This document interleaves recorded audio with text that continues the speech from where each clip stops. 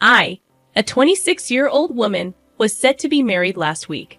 However, the wedding didn't take place because I made the decision to run away the night before the ceremony. I had been engaged to my 26-year-old boyfriend for 6 months, and we had been in a relationship for 3 years. We'd also shared 2 children, twin boys who were now 1 year old. The arrival of our unexpected twins had initially caused tension, as my boyfriend was against having kids at that time. Despite his reluctance, I insisted on keeping the babies and gave him the option to leave without demanding child support. I believed in my ability to raise my children independently due to my strong maternal instinct. Over time, my boyfriend came around, supporting me throughout the pregnancy and proving to be a good father after the twins were born. 6 months later, he proposed and I accepted. We began planning our wedding and everything seemed perfect. My parents were thrilled, as they liked my now ex-boyfriend. However, the night before the wedding, a phone call changed everything. We were following the tradition of staying in separate places, and after a heartfelt conversation, he forgot to hang up the call. I remained on the line out of curiosity and overheard a conversation between him and his father, revealing a side of him that made me question our 3-year relationship and the impending marriage. I decided to eavesdrop on their conversation, motivated by my ex-boyfriend's dejected and distant tone when confirming to his dad that he was talking to me. Something felt off, and the subsequent exchange still echoes in my mind a week later. His dad questioned whether my ex still felt the same way as he did 2 days ago, and my ex affirmed. His mother joined the conversation, insisting that regardless of his feelings, he needed to go through with the wedding. This sparked a heated response from my boyfriend, asserting his autonomy and refusing to be pushed around. His dad, however, made a weighty proposition, stating that while they couldn't force him to marry someone he didn't love, they could cut him out of their will. His mother, in turn, lectured him about responsibility, emphasizing that as a father, he needed to grow up and commit. She argued that if he was ready for kids, he should be ready for marriage. My ex expressed his frustration, feeling coerced into marrying me despite not feeling ready, solely to avoid being disinherited. He lamented about the lack of consideration for his readiness for milestones in his life, feeling unfairly pressured into situations he wasn't prepared for. In his complaints, he stormed out, leaving his phone behind. His parents continued to discuss his perceived irresponsibility, prompting me to end the call. Stunned and unsure of what to do, I realized that my boyfriend had agreed to marry me under the threat of disinheritance, a revelation that shook me on the eve of our supposed wedding day. I couldn't fathom the situation for the next couple of minutes. None of his recent behavior had hinted at his unpreparedness. Yes, we had our initial argument when I discovered my pregnancy, but since then, he had been a devoted boyfriend and father. His true feelings were hidden behind a remarkable acting facade. Once I gathered myself, I made a swift decision to escape. Fortunately, my kids were with me, so I drove to a hotel on the outskirts of town. Arriving late, I settled my fussy kids and blocked my boyfriend and his family without explanation. That night, I cried, realizing the past year had been a colossal lie. Eventually, around 4 in the morning, I found some sleep. The wedding expenses were covered by my ex's affluent parents, relieving me of financial concerns. I texted friends and family that the wedding was off, promising to explain later. I made it clear I didn't want them involved with my ex or his family, trusting they'd respect my wishes. On what was supposed to be my wedding day, I stayed in the hotel, grappling with my emotions and finding solace in my son's company. Despite my devastation, I maintained a strong front for their sake. A day later, I returned home to gather my belongings and move out. After leaving my kids with my parents, I faced my ex's expected reaction. He appeared sleep-deprived, panicked, and concerned. Unsure of the authenticity of his emotions, he demanded an explanation for my actions, asserting that my decision warranted an apology to him and his family, dismissing cold feet as an unacceptable excuse for humiliation. I didn't say much. I simply informed him that I had overheard his conversation with his parents the other day. He appeared confused for a moment, and when it sank in, he couldn't hide the shame. I didn't feel the need to elaborate or engage in further conversation. After uttering those words, I entered the house while he waited outside in the yard. Gathering the essentials, I left without exchanging another word. There was nothing left for me to say. He had acted according to his beliefs, and now I was doing what I believed was right. I no longer aspired to be a wife. My focus shifted to being a devoted mother. Almost a week passed without communication, and I thought it was the end for us. I had nothing to express, and he seemed to share the sentiment, or so I believed. However, a few hours ago, he unexpectedly appeared at my parents' place, pleading to speak with me. By now, my parents and close friends were aware of the situation, and they hesitated to let him in. Despite their reservations, I agreed to talk to him one last time. I opted to stay in the front yard, fearing a heated argument that might disturb the sleeping babies. In our conversation, he apologized for everything he had put me through. He professed his love for me, admitting he wasn't ready for marriage. He expressed affection for our children and insisted on being a part of our lives despite the revelations from that night. I found myself at a loss for words, grappling with doubts and trust issues. While he wanted a second chance without his parents' interference, I was uncertain about the path forward. He expressed a desire to work things out, but I couldn't ignore the deception that had persisted for almost a year. Now faced with the decision of whether to give our relationship a second chance, I'm torn. I want my kids to have a relationship with their father, but trust is a significant hurdle. As for myself, a break seems appealing, especially after this tumultuous week. I'm undecided about the future of our relationship. Update. Hey everyone. It's been a while, and I appreciate the overwhelming support. I've been busy with work, kids, and moving out. The advice I've received has been incredibly helpful. I consulted a lawyer about custody arrangements, and I've decided to pursue full custody. Some people have sent hurtful messages, accusing me of being a selfish mother for considering reconciliation. I want to emphasize that I'm a mother, but I'm also a human being. It's only been a week since that phone call, and moving on completely is a process. This was a 3-year relationship, for goodness sake. In the throes of strong emotions, I genuinely loved him, and that vulnerability led me to consider reconciliation. However, as I've regained stability, I recognize the imperative of prioritizing myself and my children. Despite the initial hurtful judgment on the internet, I anticipated it in this digital age. 2 days after calling off the wedding, I began the search for a lawyer, a process that took time as I sought someone I felt comfortable with and could trust completely. Custody discussions were never part of our prior conversations, as we never foresaw such a circumstance. Now that we're at an impasse, I believe it's crucial to take legal measures to secure my children's well-being. While I doubt my ex's desire for custody, I'm wary of his conservative and orthodox parents, who may object to their son not having custody of their grandchildren. I'm preparing for potential challenges. Our last conversation was around 3 days ago, and the lack of contact since then reinforces that, regardless of his words, he's not ready to be with me or willing to make the necessary changes. His recent expressions of wanting to make things work appear hollow and meaningless. The eroded trust between us makes it clear that I won't be with a man who doesn't genuinely want to be with me. Ending the relationship is the best course of action. I plan to communicate my decision soon, hoping it won't escalate into a custody dispute. Update 2. I've informed my ex that I won't be getting back with him and that I intend to file for full custody. I assumed he would understand, given his earlier admission of not being ready for marriage or kids. However, he reacted poorly, engaging in arguments and insisting I couldn't make this decision. I expected him to appreciate not being forced into something he wasn't prepared for, but his reaction has heightened the challenge. Oh, okay. Good on you for managing preschool then. I got her in because I was diagnosed with depression after my husband's death. I got a doctor's note and everything. Wow, I didn't know that was an option. Anyway, the reason I came today is that I need advice. Elizabeth's next statement left me shocked. Would you mind paying our property taxes? What?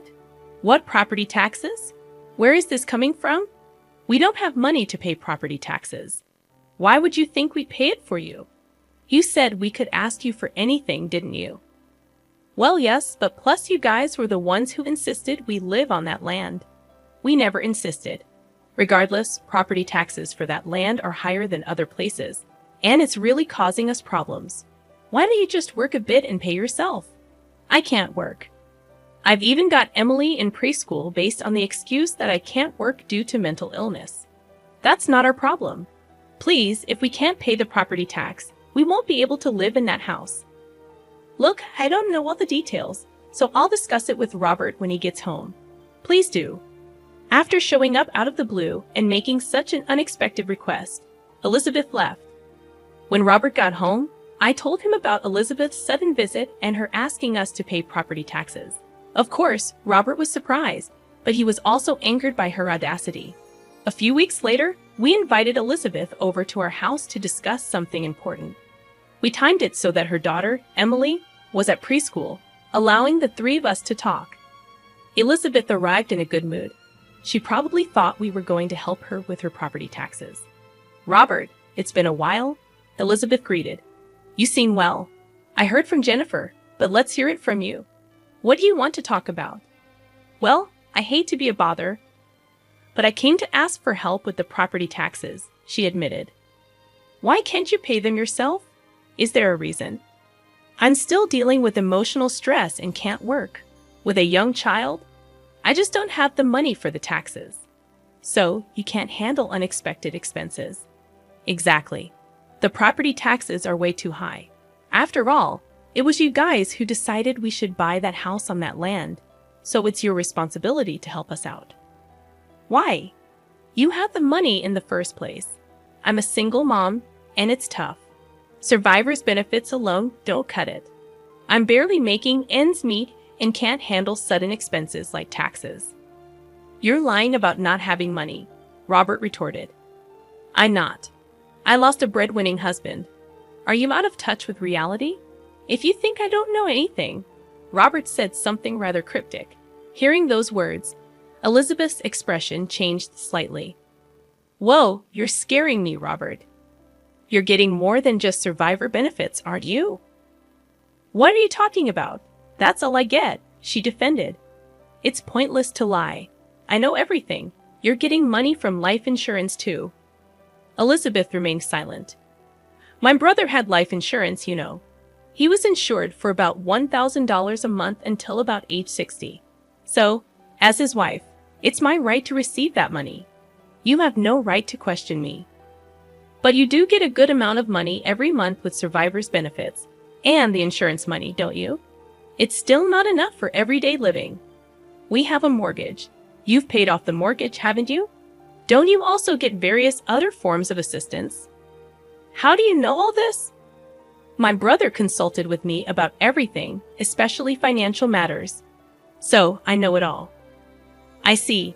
But like I said before, I'm his wife, and Emily is his daughter. How we use that money is none of your business. Fair point. But since money is coming in, you should manage it properly and pay your own taxes. Robert, you work for a big corporation, and you're rich. Why can't you just help us out a little? You're being too stingy.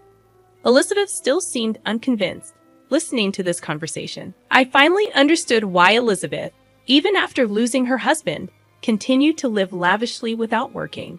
I couldn't complain. Money was something her late husband left for her. But Robert wasn't done talking, and that's when I learned an unbelievable fact. So earlier, you said the kid is James's. Is that true? What are you talking about? Of course it is.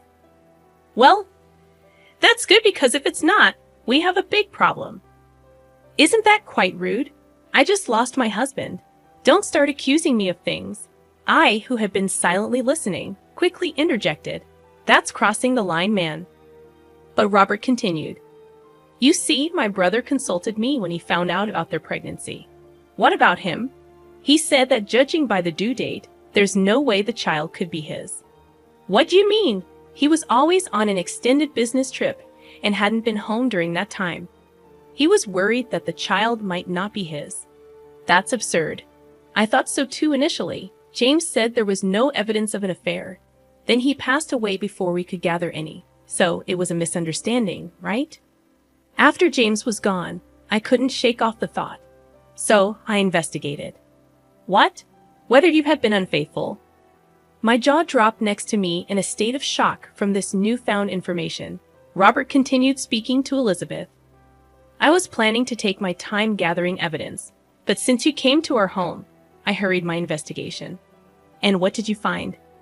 You're living with another man now, aren't you? So what if I am? He's someone I started seeing after my husband passed. I see. I was wondering if the man you're living with is the child's father. But it turns out he's not Emily's father.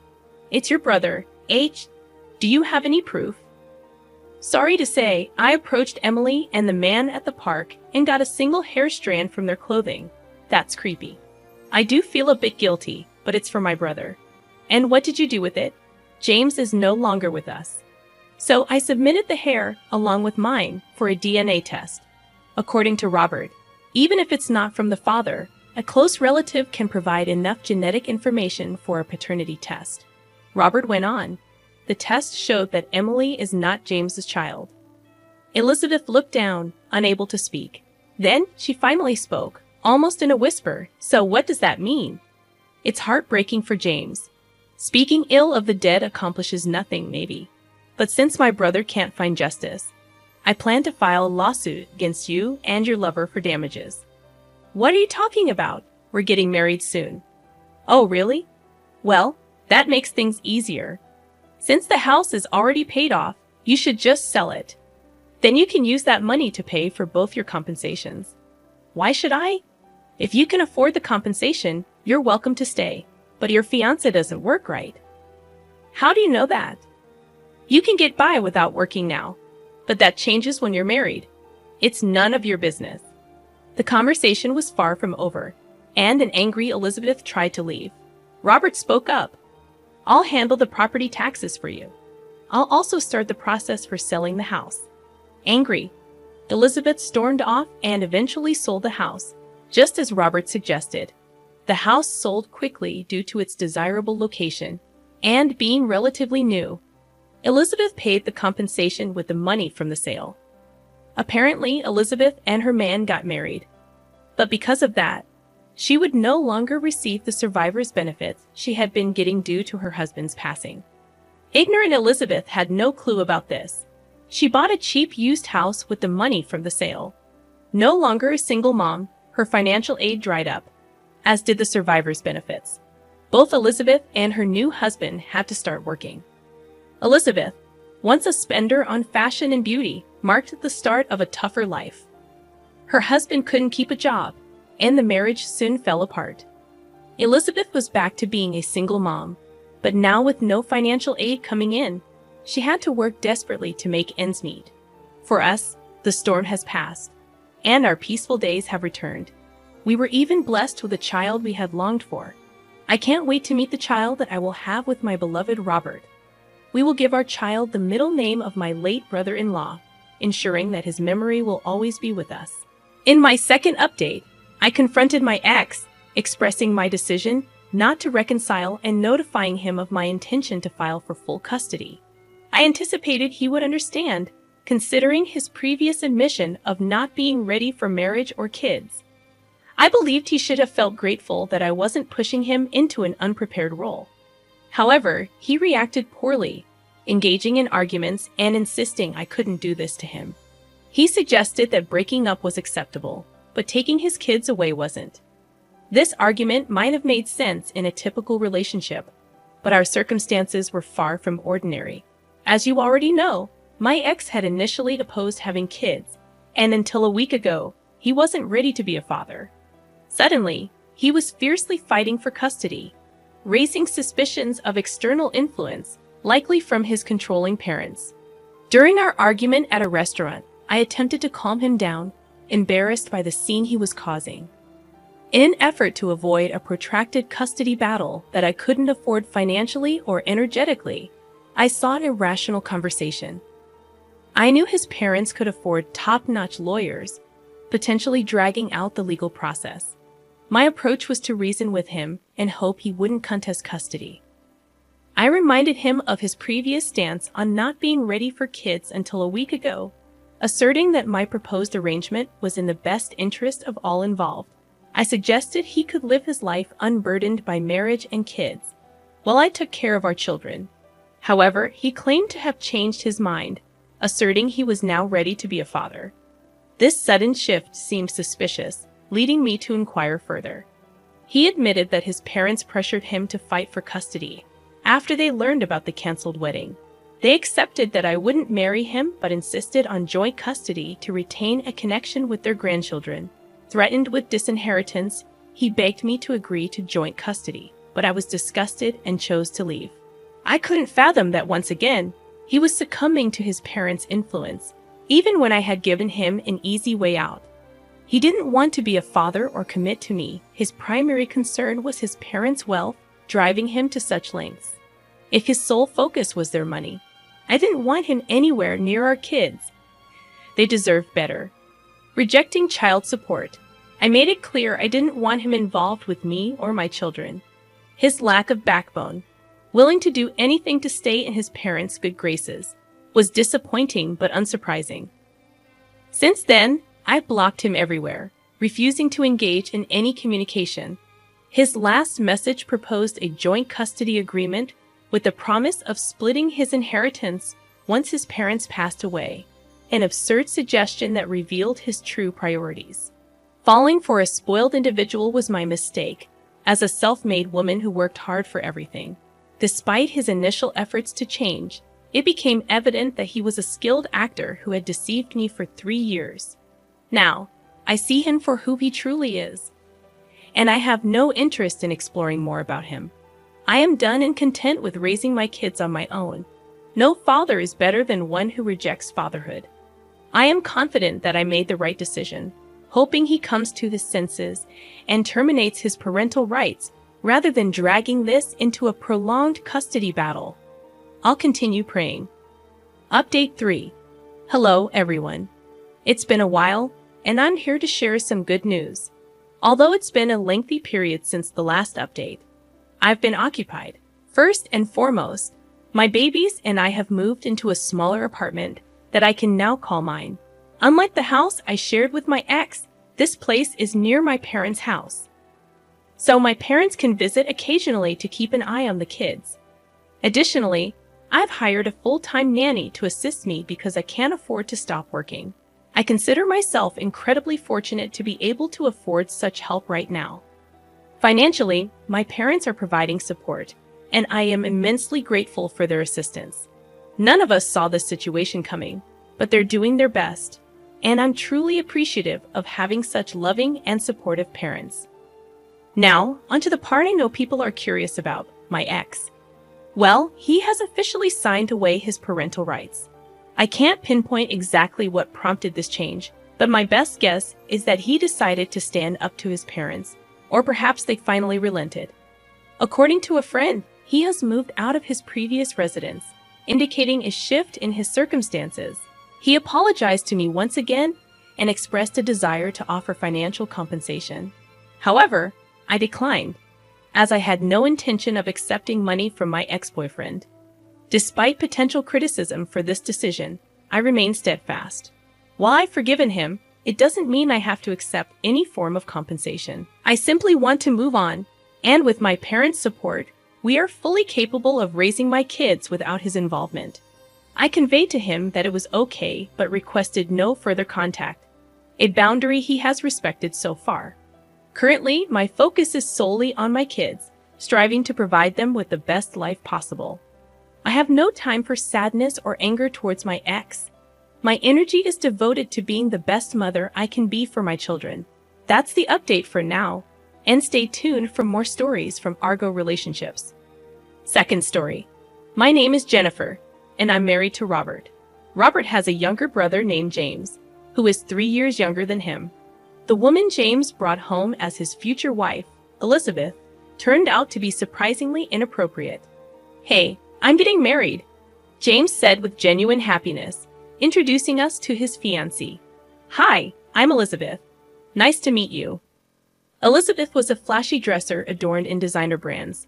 her bold makeup making her initially intimidating. However, after talking to her, we discovered she was outgoing and charming. We were genuinely happy for our brother-in-law's upcoming marriage. Robert's parents, unfortunately, had both passed away, his mom when he was in 7th grade, and his dad 2 years ago. As a result, neither Robert nor his brother-in-law have parents anymore. "I bet Mom and Dad are celebrating your news up in heaven," Robert remarked. "Look, I've been depending on you for so long, Robert. I don't expect that to change once we're married," James added. "Don't say that, or I'll be taking care of you forever," Robert replied, and they both laughed joyfully, showcasing their close bond. As we absorbed the sudden engagement news, I inquired about their future living arrangements. "So where are you guys planning to live after getting married?" I asked. "We're thinking of building our own place. The thing is, I travel a lot for work, so we're still undecided on where to build," my brother-in-law answered. Since he often had to travel for work, deciding on a location posed a challenge. "We don't have reliable parents to lean on. If we live near each other, we can help one another if something happens," he explained, highlighting the importance of their close relationship. I concurred, acknowledging that my parents lived far away, and it seemed Elizabeth, his spouse, also had no parents nearby. "That sounds like a good plan," I said. However, Robert and I weren't as affluent as Robert, so the decision to live nearby posed a financial challenge. Though the idea was initially a casual suggestion, they took it seriously and moved into a house relatively close to us. After settling in, we frequently enjoyed barbecues and drinks together, creating pleasant memories. Months later, they received the joyful news of a baby on the way. Tragedy struck, though, as my brother-in-law, elated about the impending arrival, met an untimely end on his usual work trip. Robert was consumed by grief, mourning the sudden loss of his beloved brother. Strangely, Elizabeth, his spouse, didn't appear as devastated as one would expect, considering the circumstances. While she did shed tears, they seemed artificial, leaving me uneasy. Concerned, I reached out to her, offering support for anything she might need after the baby arrived. "Thank you," she replied.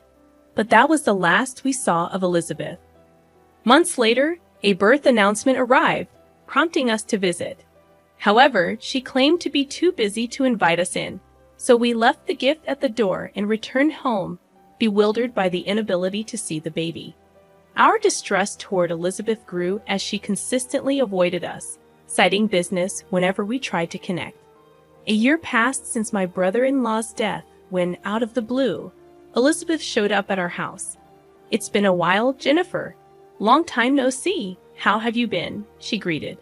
Confused, I inquired about the sudden visit. "I came because I need some advice," she explained. When asked about Emily, her response was surprising. "Emily's at preschool. Being alone at home with her all the time was driving me crazy. I enrolled her right after she was born." "Oh, I see. Are you working then?"